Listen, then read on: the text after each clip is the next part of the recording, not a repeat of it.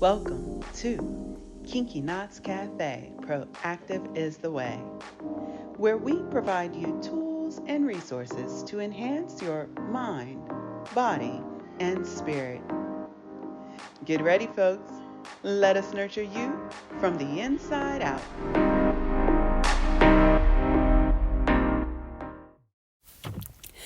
Hello, my friends. We're back to continue our discussions on The Laws of Human Nature by Robert Greene. 2 weeks ago, I provided an overview of chapters 8 through 13.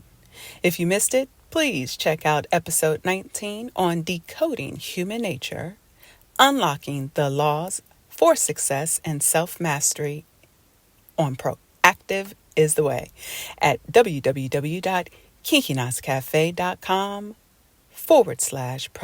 is the way. Today, I have a special guest, Serban Mare, to discuss some of the themes highlighted within this book. Join Serban and I as we discuss how to decipher human behaviors, manage our emotions, and master self-control to effectively create win-win situations.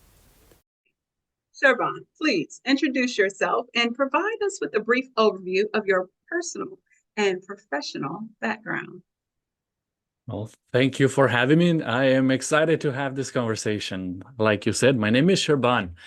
If you're going to pick up as I go along that this is not a Southern accent. I came from Europe in 2005, and I came here with only $200 in my pocket and a lot of drive and ambition. Yeah, I was I came here to achieve what I thought was the American dream. And for 10 years, I have been relentless in pursuing that American dream all the way till about 2015 or so, where I got the red brick house, I got a corporate job, I was engaged, everything was going smooth on the outside. And I thought that money is what I always wanted, and money's going to make me happy. And come to find out after achieving that American dream that it wasn't all that it was promised. I actually was feeling quite hollow inside. And in around 2017 or so, I've had a personal transformation where after 2 years of just feeling empty, just emotionally bankrupt, I revamped my life. Actually, my now wife nudged me towards personal development, towards new ideas and beliefs that really open up the gates and the notion that I can do so much more, that there's other things that would make me happy and fulfilled, to the point where now I've revamped my career, I am revamped my health. My passion is now for speaking and teaching others how to feel happy and have a more peaceful and wonderful life. And I'm here just having a conversation, hoping to help a few other people have the same experience.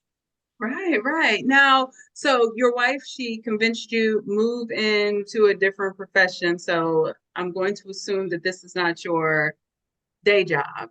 Is that correct? Speaking, yeah, speaking is my night job, so to say. It's my passion that I'm still working on. I'm speaking on the topic of burnout, trying to help professionals like myself. I work, as we were talking prior, I work in the technology industry, and it's very high pressure, a lot of turnover, a lot of people being tired and exhausted. And I experience it myself, and I try to use the same tools for myself as well as to teach others to make sure that they have a better, I don't know if I can call it balance, but a more harmonious life where they can do their job and still have a lot of energy to do whatever they love outside of their job. Yes. And that is so important, that what you shared about balance, because oftentimes we don't realize that we get off balance. And at least for you, you had a very good sense of awareness to rebalance yourself and find other avenues to create that balance. Yeah. All right. Well, Not at excellent. first. Not at That's first though. That was the chasing the good. American dreams. And afterwards I had to go through a valley of transformation to get there. Okay. Well, I am glad that you have arrived or still working to arriving to that ultimate. Every day. Yeah. Yeah, I was going to say for me, I know it's going to be a nonstop educational process to find that perfect balance because I Hmm. still have children in the home. I have three children still in the home. One is off doing her thing, but it can be overwhelming trying to keep a Hmm. full-time job. For me, I think very similar to you, having a side business. And then, of course, for me, I have children, rolling solo. I don't have a spouse, but I'm managing to keep it all together. Good, Right. good, good. Yeah. We Yeah, have to find balance, otherwise we're gonna go we mad. do. Folks, I told Serban, did I say that right? Yeah. I told Serban, I was like, now when I get burnt out, Yep. I'm gonna have to I'm gonna have to find him so he can help me out. All right, For all sure. right. Well, great. Well, thank you so much for joining us. Sharon, I just wanted to connect with you. Folks, we had connected about a year ago. I did an interview with Mhm. Sharon and really liked his background, really liked his niche, and really thought that he could add some flavor to Proactive is the Way, sharing with us his perspective.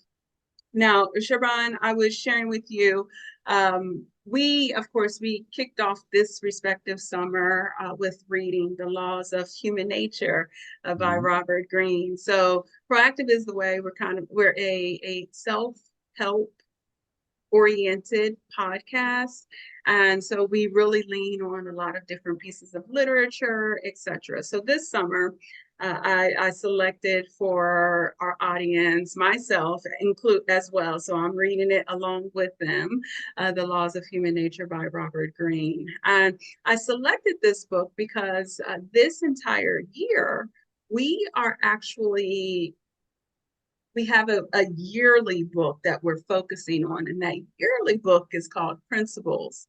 Have you Mhm. ever heard of Principles Ray by Ray? Dalio. Oh, Yes. you have. Okay. Have you ever had an opportunity? I have not read it. It's a thick book. It's a thick, let me tell you, that book is so thick. I was like, oh my goodness, there is no way people are just digesting this in like a couple weeks or a month because he really provides a lot of information with regards to uh, the I call it almost designing your life, making sure Mhm. that you set principles for yourself, and have these standards that you lean on in the event that you have a decision to make. Make sure that you have yourself properly organized, structured, and you know who you are and what you want in order to make effective decisions. Yeah. Amazing. His book is amazing. Definitely recommend reading that. So we're working on that book for an entire year. And what I'm doing is I've been incorporating supplemental books in order to Mhm. help improve, how do I want to say, solidify some of his thoughts, or complement some of his thoughts.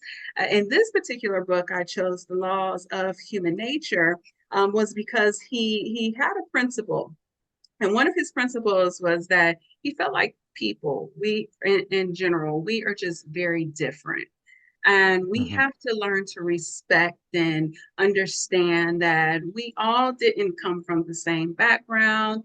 And he provided us tools and resources with regards to how do we how do we effectively work together? And so last year I introduced the Six Thinking Hats. It was actually a book that we introduced when I worked in human resources and corporate. And it taught us about how to appreciate different perspectives. And, so you had your black hat, your red hat, etc. But I wanted to better understand.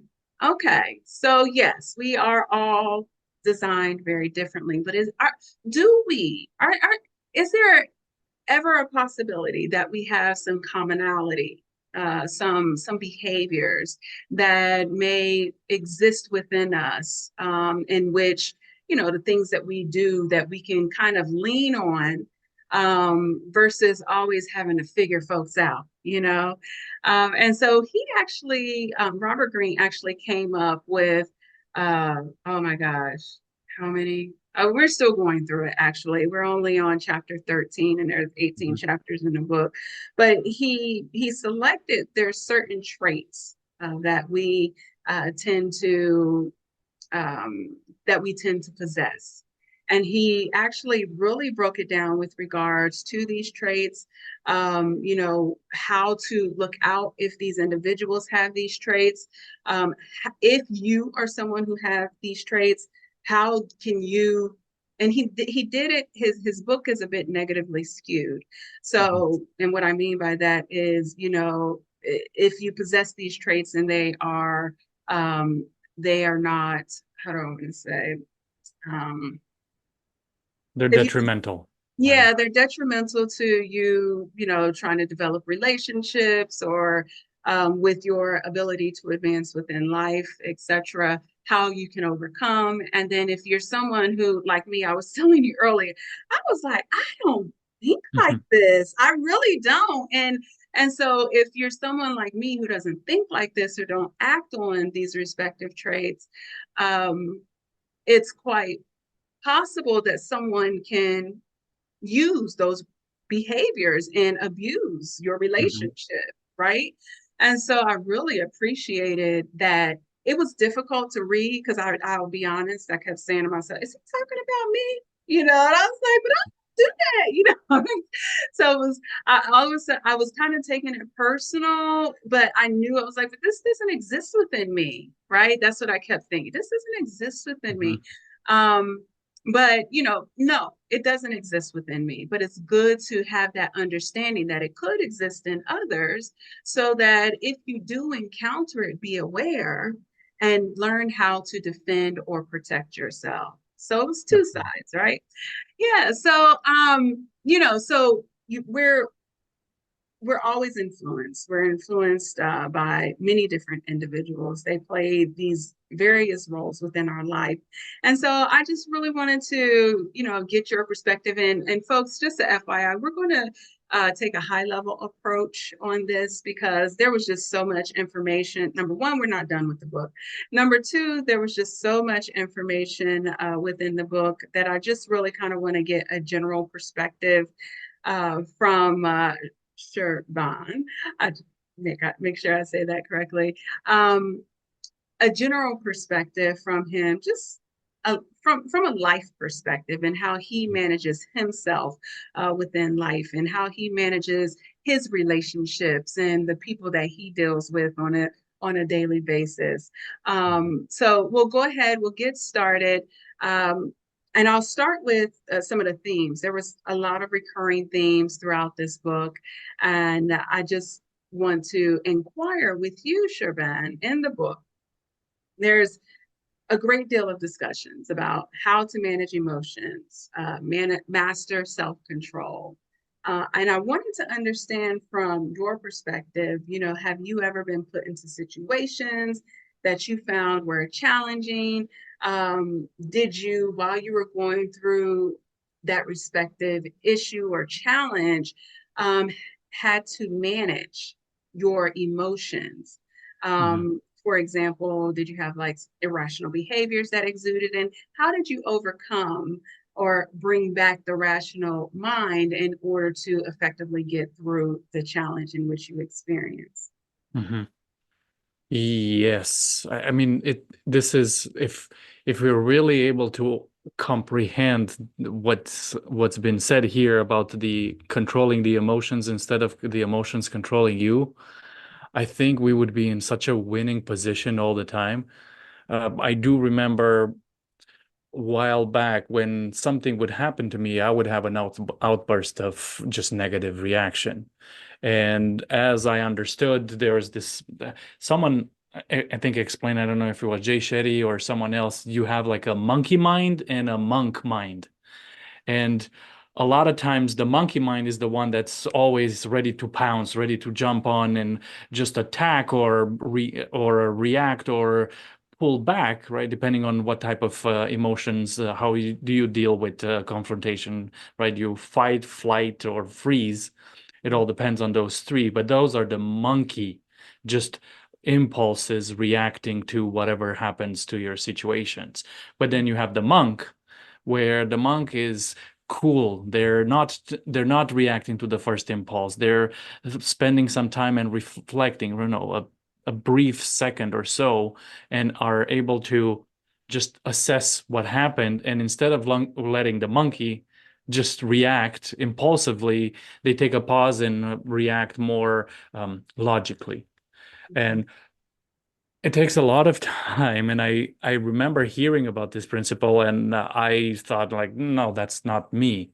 But I there's two steps into this process. You have the situation that happens, and you get your emotions heightened up, and you want to have a first outburst. If you're able to pause for a second and just assess it even more, let that first outburst kind of just sit for a second, and then take a more logical reaction, then you will be able to have so much more success. Because I don't know about you, but I put my foot in my mouth many times because of this. Yeah. So I remember I remember this vividly many years ago. I was pulling out of a parking lot, and there was another car who was pulling out as well, but I had enough space to shimmy between them and the curve. And as I was trying to turn, the lady in the passenger seat, rolled her window down, and she started cussing me out like a sailor. And I didn't know what happened, but I got mad. Why is she cursing me? Because it seemed like they were going in the opposite direction. But that's when I think I just heard about this principle, and I took a pause, and then I said, "I'm sorry. Do you want to go first?" And in that moment, because I didn't react, the lady's face just dropped and didn't know what to do. She was just so perplexed on the whole thing. And what I realized afterwards is that instead of getting into an argument with that person and then walking away all hot and heavy and boiling, I just went on with my day and nothing happened. And that's the advantage of not letting the monkey mind kind of take over, and just taking a pause and letting the monk mind dictate. On that, we're actually my meditation class that I do every weekend. I actually talked about that exact principle, if you will, within my meditation series. I kid you not, just last week.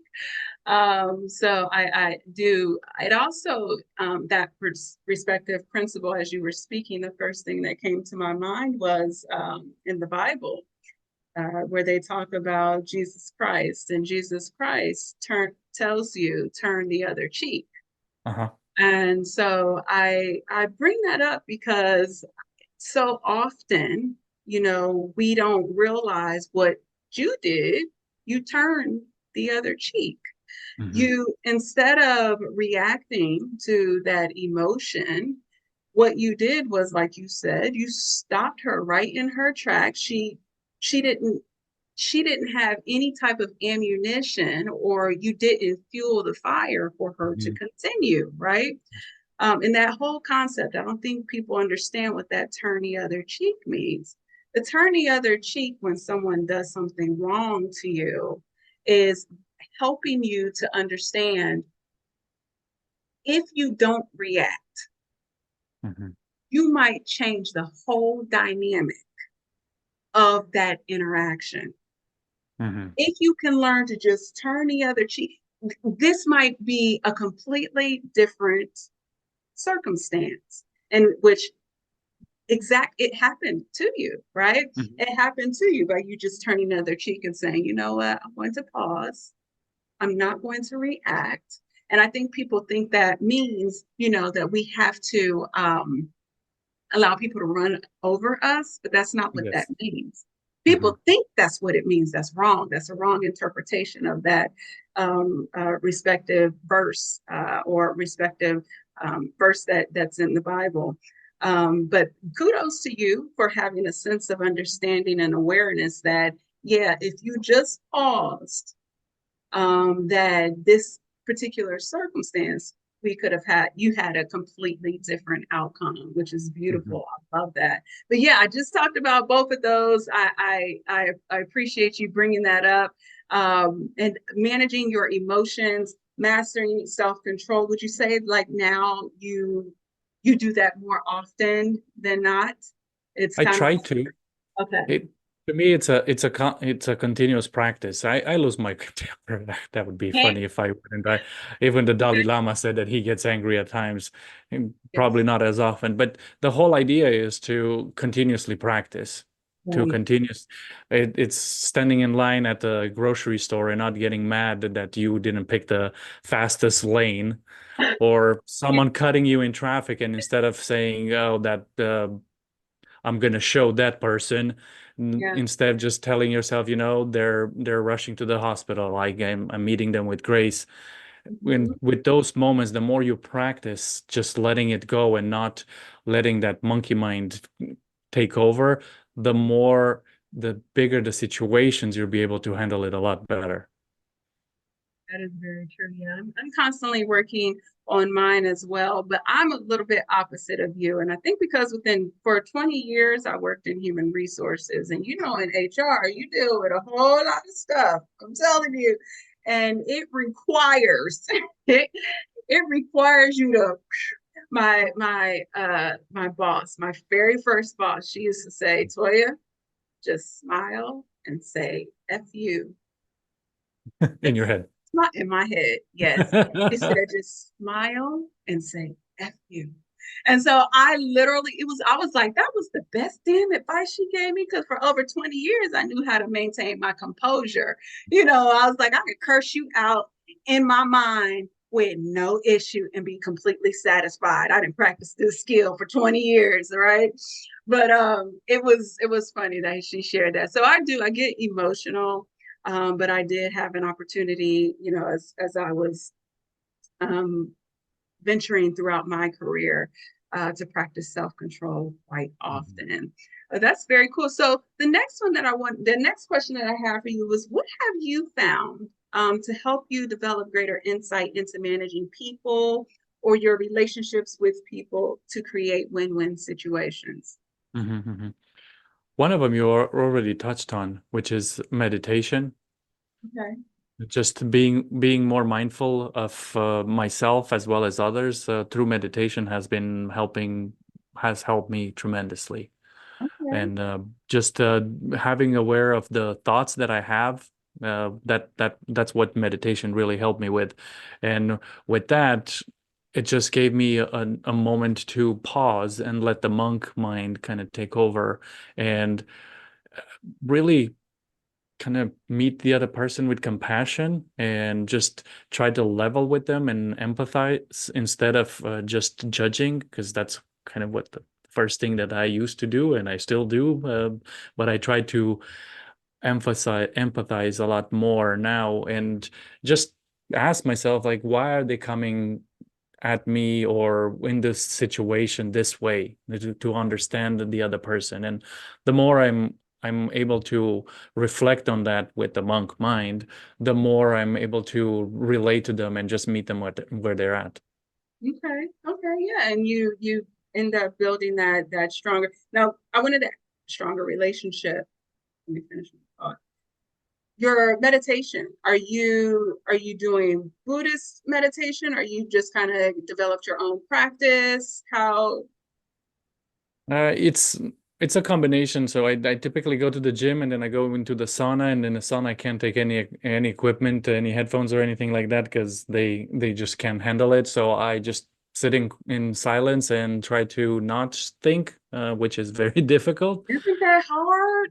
It, I just started meditating this year. I've been doing yoga for like since 2021. Hmm. And everybody was like, you need to get into meditation today. You need to get into meditation. I was like, yeah, I don't know about meditation, because my mind, it does not stop. You gotta Mhm. like literally give me some melatonin and knock myself out, Yeah. but that's not meditating, that's sleeping, right? So meditation requires awareness, right? Mhm. Or Yeah. that's what I'm learning. But The, yeah, the first time you do meditation is very difficult, especially to stand still, because we're such a hyper society where we need to go, go, go and always be distracted with a lot of things. So I think whenever you sit down first, it's kind of like watching highway traffic, or not a highway traffic, a highway cars just going by. That's how your thoughts are. And the more you meditate, the more you move from the highway to the street road and then a rural road where you actually are capable of seeing that car, seeing that thought clearer and clearer, and you're able to let it go. And that's where that mindfulness and switching from the monkey to the monk happens, because you see yourself getting angry, you see that high-speed car, and then you are able to slow it down and be like, okay, what's the right decision here? I Okay. found that very useful. Okay, very good, very good. Well, I will keep on. And so, meditation, you shared, what has played a big part in helping you to develop greater insight, so that you can be more empathetic, versus kind of responding without a thought. And that is definitely, that's very helpful, because I think a lot of people, we do just say, like you said, put our foot in our mouth. Every now and again, actually quite often I do as well. Yep. I must say, especially with people I'm close with, my partner, I do it all the time. And I know he's like, you are evil. And I'm like, but I'm what I'm saying is in, for your personal development, etc. And then, I have to go back and think, well, how I really should have said this. Well, Oh, that's you good. know, At yeah, least you because have that awareness. Yeah. yes, exactly. Awareness, because awareness is definitely key. Even if you are someone who does that, having a level of awareness to be able to say, okay, I probably didn't say that right. Or, I didn't approach that well. Nothing ever stops you from going back to apologize and saying, okay, this is what I meant, right? The other bit that I like what you said was as related to judging. You say, I judge a lot, etc. And I judge nonstop every single day. But I look at judgment a little bit different. And I tell folks this all the time. The way that I look at judgment, because if you look up judgment in the dictionary, judgment says analyzing in a logical way, right? So you're going through the process of analyzing a situation in a logical fashion. I was like, why do people get upset with being judged? Wouldn't you want me to look at your situation, come to a logical conclusion based on information that I see? And so I judge all the time. I tell folks I'm a judger. I know I'm a judger. ENTJ, Myers-Briggs, I'm a judger. I said, but what I don't do, and I won't do it to you, I don't do it to anybody, even my greatest enemy, I won't condemn you. I might, right? Because that's the real issue. The real issue is that we lose relationships because we judge with condemnation. But if we judge just to analyze and understand it from develop an analysis logically, then you can judge me right now. It wouldn't bother me one bit, but that's because I do it. That's good. Right. Okay, very good. Let me ask you this. Greene says that we are all actors wearing many faces, and that we have to learn how to decipher the behaviors of people to identify their true intentions. What are your thoughts about this analysis?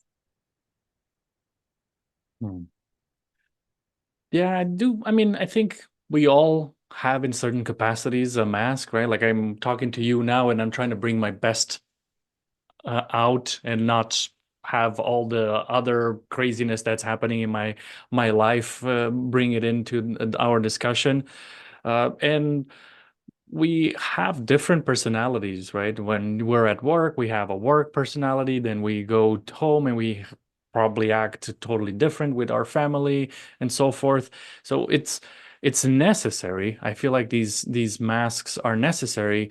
To me, the one thing that I would caution everybody, and it's a reminder for myself, is to not wear false masks and pretending that you are something more than you are, because you may get away with that in front of some people, but the challenge is that we're never going to get away from ourselves.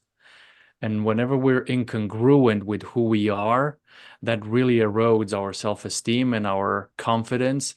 And that dark side of not being congruent with what we say that we're going to do and how we're going to act, that really eats our own just soul, I would say.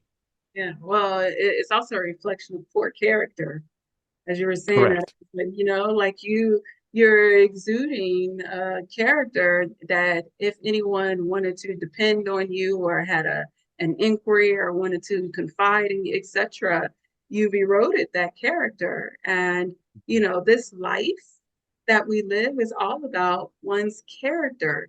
If you think Mhm. about it, because once you ruin that, and folks are like, "Oh, your character sucks," for lack of better term, um, it's really hard to develop good relationships. Mhm. It's really hard for people to trust who who who you are, right? What do they say? When they show you the first time, believe them. And if people are showing you a negative side of them, their character, yeah, you're gonna. That's how most people are going to look at you. Mhm.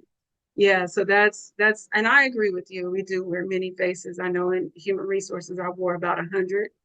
I Yeah. said it all the time. I was like, because I had to be professional, but I'm really laid back. If you haven't, been able to tell, I'm so laid back. But you have to put on airs because if the CIO walks into the building, you got to be like, yes, I had a CIO curse me out on the floor.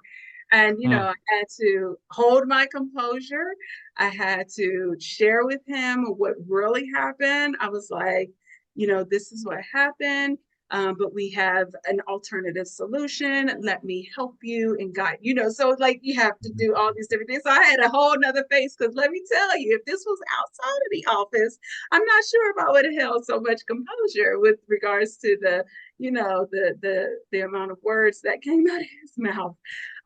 But and how he addressed me in front of so many of my the individuals, the people that I supported. Mhm. Yeah, Um, but you keeping your composure speaks volumes of who you are, and then the fact that he's lashing out at employees speaks volume of who he is, right? I'm going to tell you, everyone noticed that. Yep. Everyone noticed that. So it made me feel good that I Mhm. did do that. So thank you for recognizing that. Very good. All right. So next one, as I shared earlier, we are focusing on Ray Dalio's book, Principles for the Year.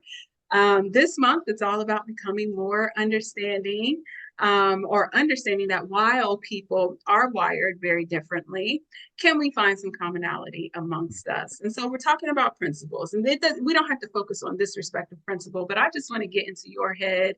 Are there certain principles that you lean in on every day to help you in managing your life, your business, and what so whatever principle that is, how has relying on those principles helped or hindered you? Mm. Yeah, I don't call them principles. I actually call them values.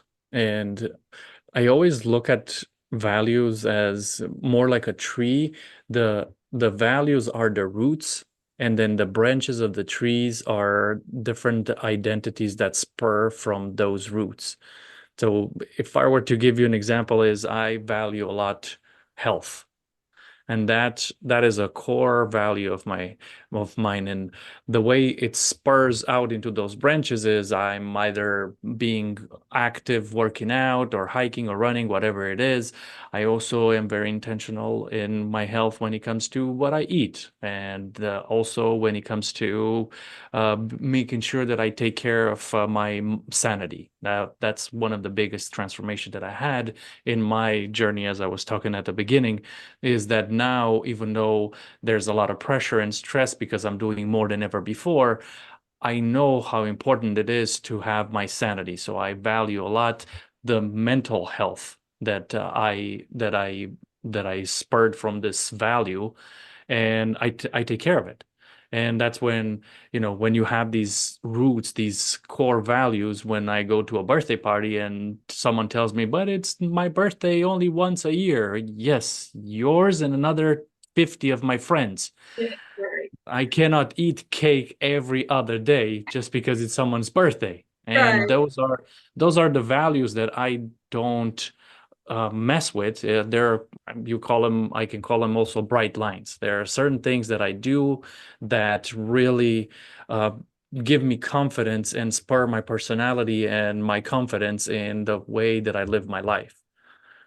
Another value is kindness. Another value is being organized, and all these other things that I I cherish a lot, and I foster each day just to make sure that I am congruent with those values, which really gives me a lot of confidence and belief that what I'm doing and how I'm living in this world is is powerful and is making me feel good about myself.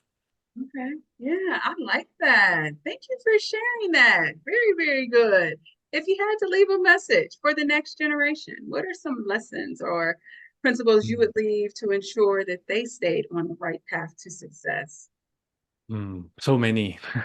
What's No, like the key one? Like if you don't have children yet, right? You I do do have not. you I do don't have not. children yet. Yeah. So like if you had a son and Hmm. your son is about to go off to college, some things that you may have learned as you were as you're he's about to take that journey. What are some things you would tell Oh your son? yeah.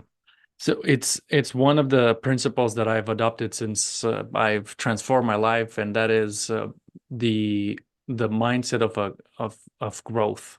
And I don't know if you're familiar with Carol Dweck's book, Mindset, which was the pivotal thing that helped me transform my life, is where we have a fixed mindset where we think that our abilities are fixed and there's not much we can do. And then you have the growth mindset where we are ever molding, ever changing, ever capable of achieving and doing more.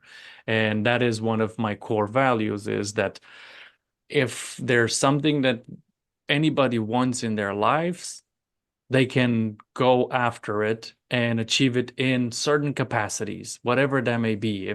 If you're wanting to become a NASA a NASA engineer, it's going to take a while to learn all of that, but in due time, with the growth mindset, with the ability that if we take charge of our lives, we can achieve so many monumental things that we don't believe that we can. And that's been a driving force ever since I've changed my life. I told you I've revamped my health, my career, my passion. All of these things have all spurred from this notion that we are more capable than we think we are. And that is the idea of a growth mindset. I love it. Yeah, that's me. You said you work in technology.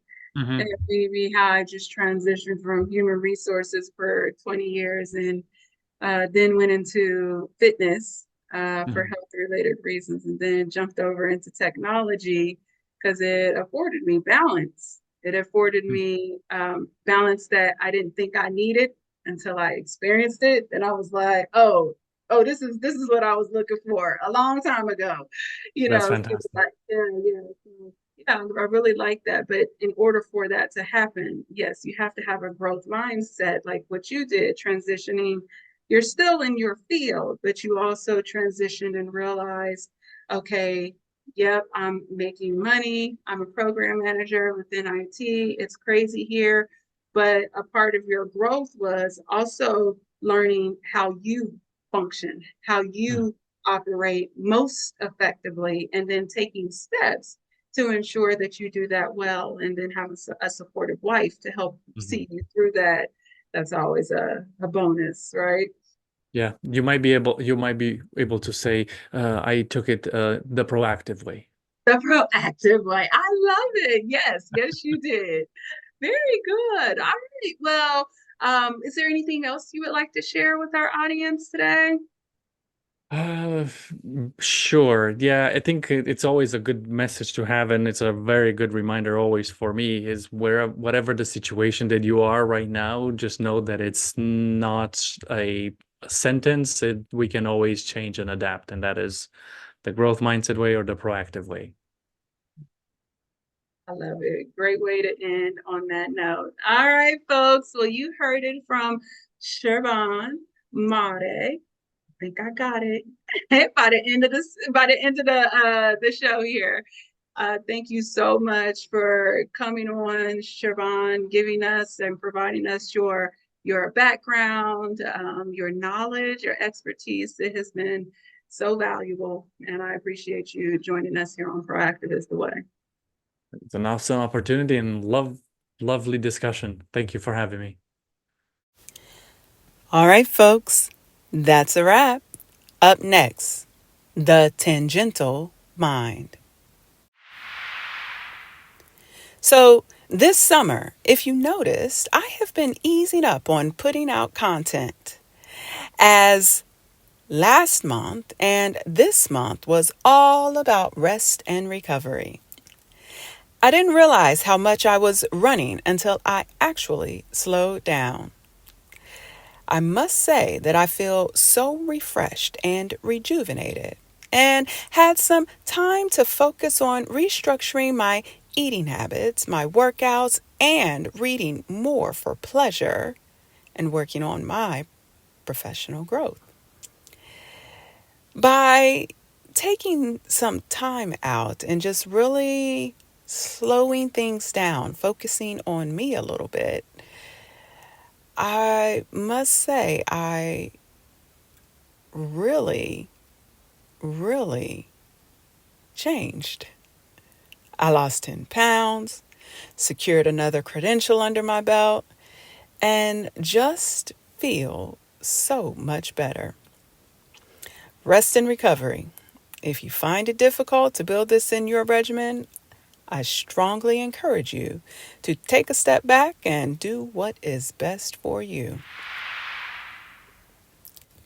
Join us in 2 weeks as we wrap up the book, The Laws of Human Nature by Robert Greene. I will provide an overview of chapters 14 through 18. We look forward to you joining us. In preparation for our discussions, please visit Kinky Knots Cafe's approved book list to pick up a copy of the book, The Laws of Human Nature. Details are enclosed in the description. To access all replays or learn more about Kinky Knots Cafe's Proactive is the Way, please visit www.kinkyknotscafe.com. Proactive is the way, my friends. Take good care.